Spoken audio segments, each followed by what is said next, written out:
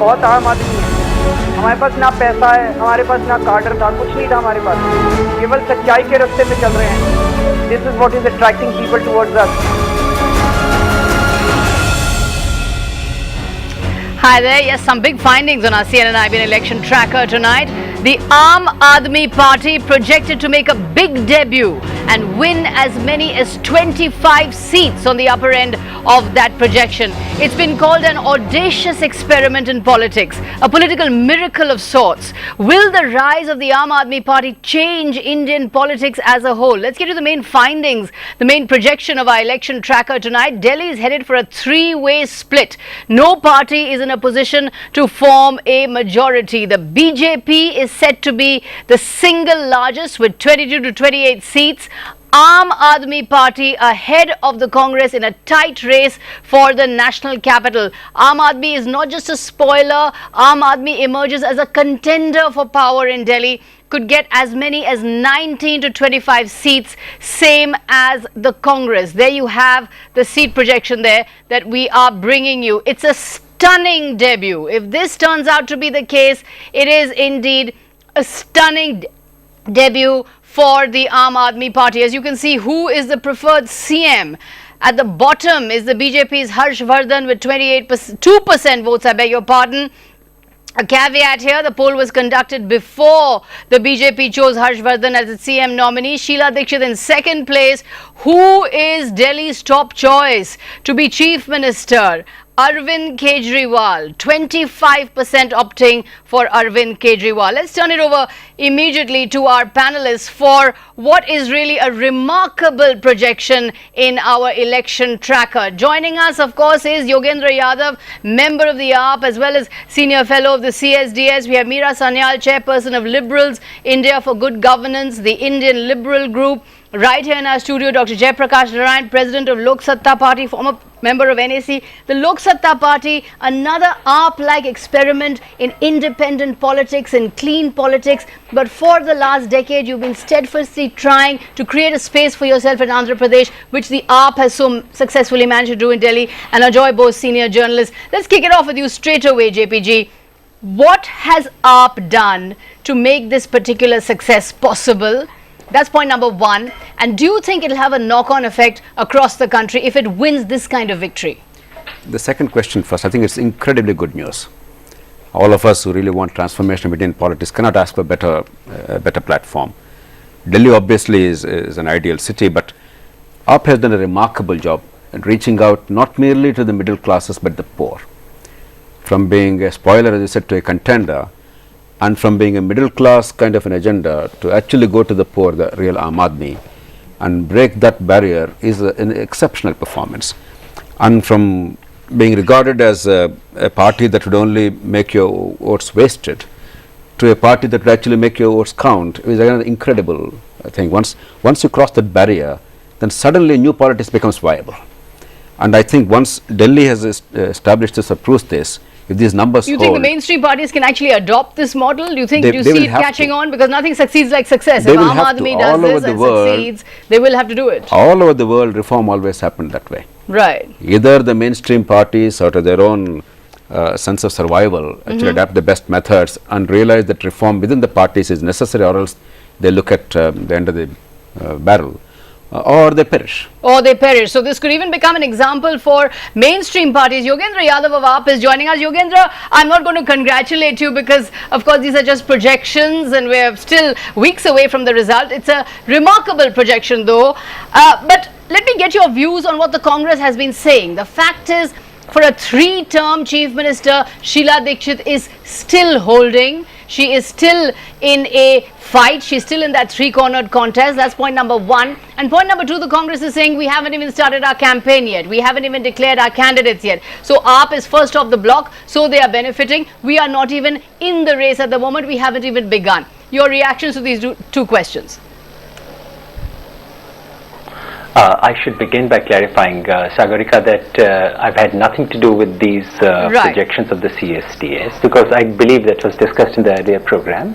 I'm on leave from the institution, and ever since I joined Aam Aadmi Party, I've detached myself completely from the survey unit of the CSDS. In fact, as you know, the surveys that I got conducted by private agencies actually projected us to be much better at 32%. But I do take CSDS projections far more seriously, if I can say, more than my own polls, because that's completely random and so on.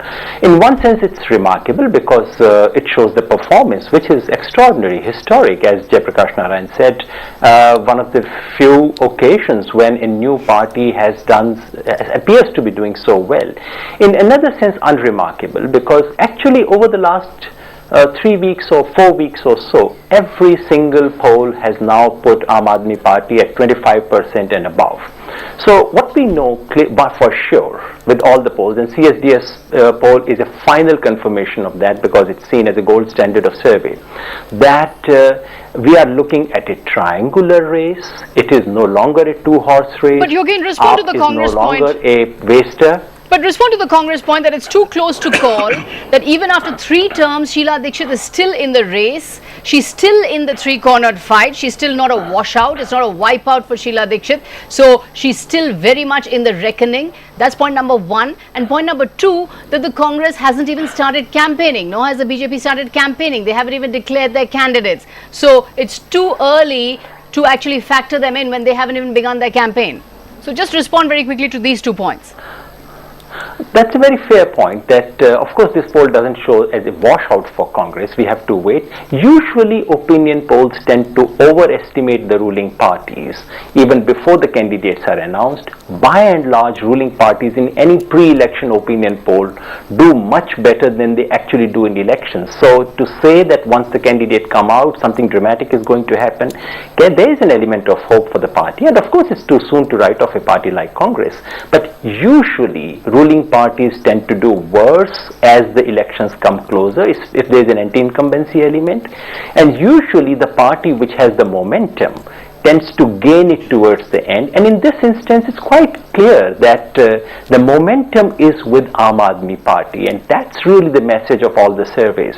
This party has the momentum, and it's still 30 more days to go. Right. So we cannot assume that the picture snapshot that we've taken today is what would happen 4 weeks from now, because it's a rapidly changing situation with Aam Aadmi Party with momentum. So we don't know what would happen. At the moment, we cannot rule out the possibility of Aam Aadmi Party getting an absolutely clear majority on its own. Yes, there's an element of hope in what I say. I confess to that. Right, there is an element of hope as a member of the Aam Aadmi Party, but on the other hand, as you say, there is that momentum, and that momentum is certainly showing up in our poll. Of course, the question really is, will that momentum build or will it decline as the other 2 main parties get into the act? Ajoy Bose is joining us, senior journalist, veteran election tracker, also a long-time resident of Delhi. What has Arvind Kejriwal and the AAP got right about how it has visualized Delhi, campaigned in Delhi, reached out to different communities in Delhi that perhaps the 2 main political parties can even learn from?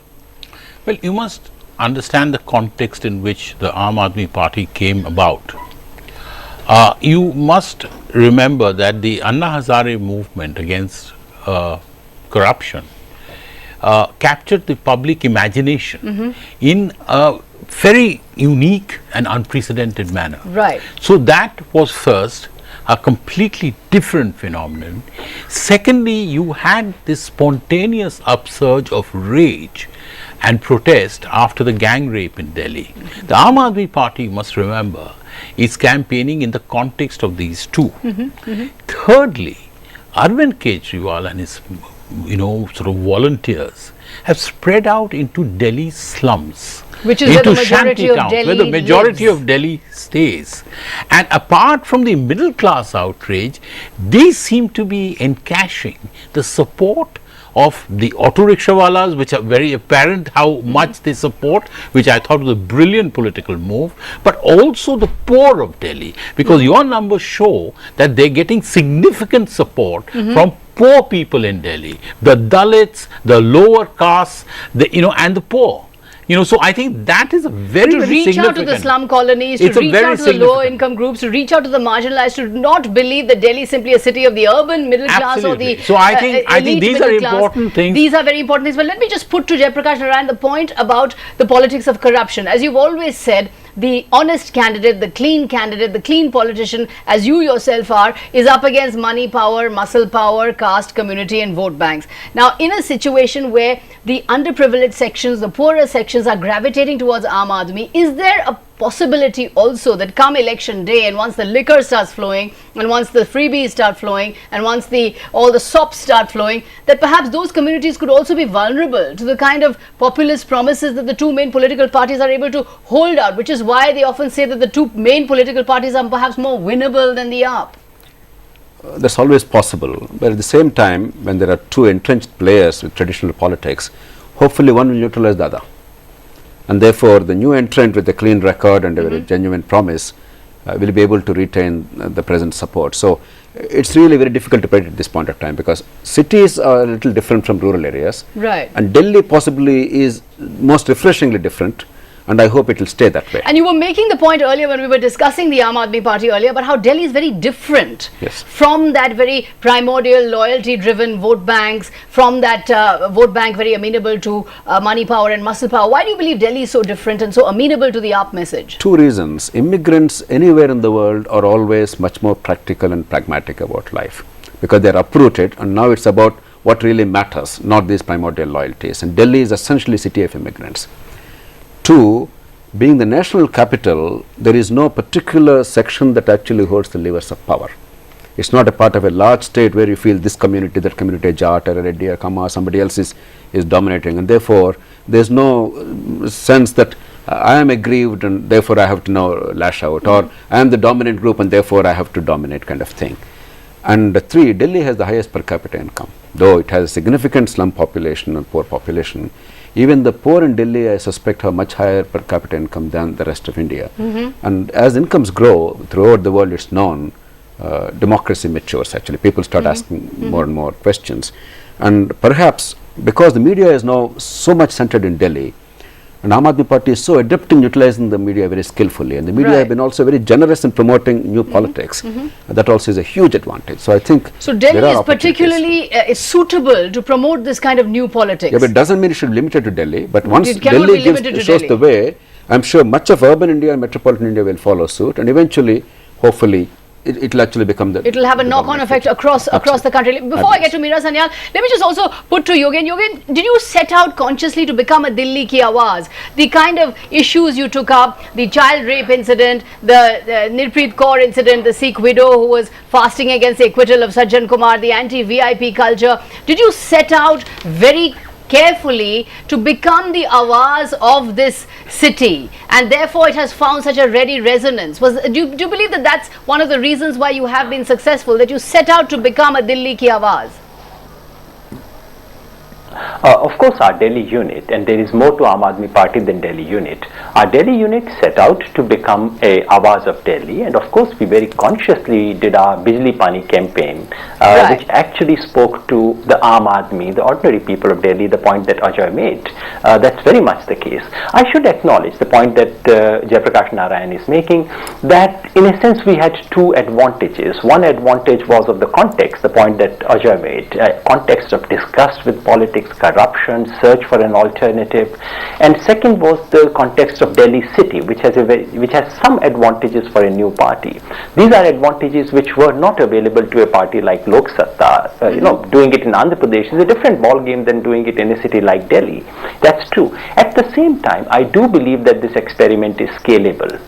Which is to say, even outside a place like Delhi, should this experiment succeed, and success for me is not just forming government, success is breaking the threshold of viability, which is what we may have done.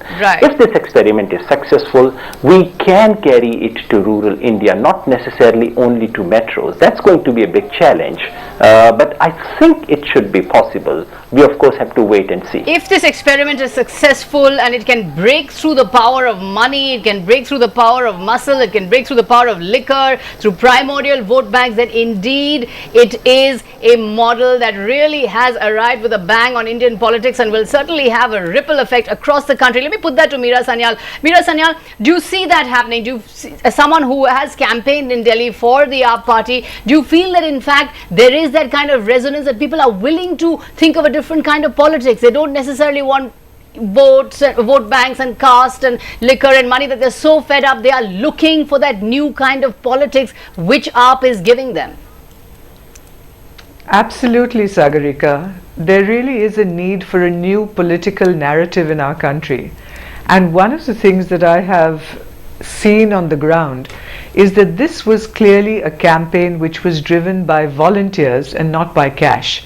And I think it's very, very heartening for anyone who is interested in Indian politics to know that you can have a situation where people who are honest, who have ideals, who have integrity, who have intellect, and who have courage can stand for elections and win. I think a victory for AAP in Delhi will be a clarion call across the country.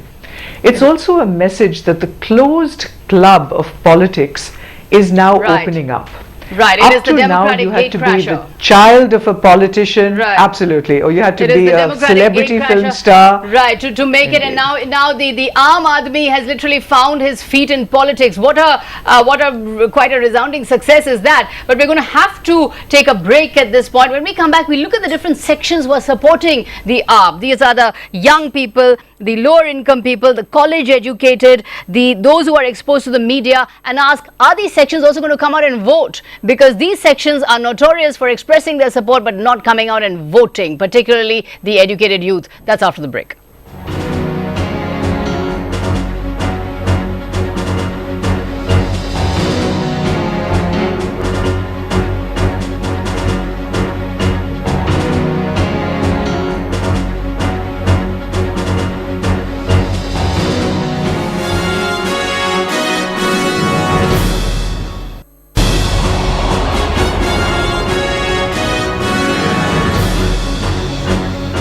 Welcome back. What does the rise of the Aam Aadmi Party mean for Indian politics in general? Big projections for the Aam Aadmi Party in our CNN-IBN election tracker. The Aam Aadmi Party projected to get 19 to 25 seats in Delhi. That is a remarkable debut for the newcomer. The political gatecrasher has made a near miracle almost possible. We're being a little over the top here, but for a party like the Aam Aadmi Party, which was founded only last year, to have this kind of showing is pretty good.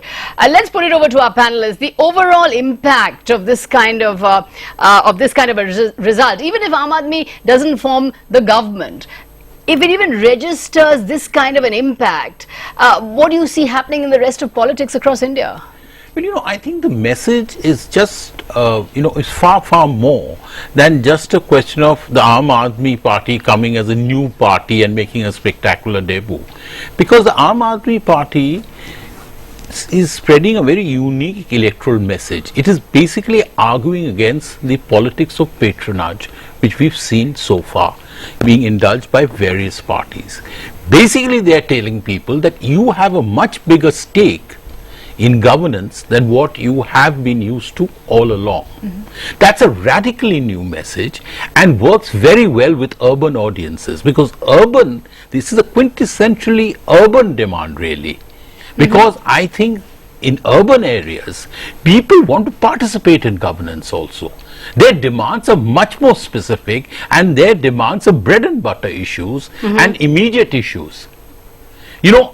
I have a feeling that if the Aam Aadmi Party succeeds in their venture, this will give rise to a new kind of politics. And it already is. All the parties in Delhi are now making sure that their candidates are clean. Absolutely. The choice of Harshvardhan on the part of the BJP was also the Aam Aadmi Party effect. The pressure. So I think it's going to have a snowballing effect among all parties. Look at the BSP, for instance. Mayawati is watching this. She is seeing her BSP base being whittled down considerably. But the BSP, Why is this happening? The BSP in 2008 in Delhi was 14% of And the it's vote. come down to 7 two to 8%. seats, but that Yeah. was 2 seats. Two Just seats. 2 seats. Sure, sure. So But what the I'm trying to BSP say, evaporated no, what I'm completely. trying to say is that it sends a message that Okay. you have to choose your candidates more cleverly. India is changing very fast. Indeed, indeed. And I India is think that changing that's very important. fast, and that's very important. But let me put to Yogen Yadav what MJ Akbar has written in the Times of India. Akbar writes, Mrs. Sheila Dikshit is far more difficult to defeat than her own party, the Congress.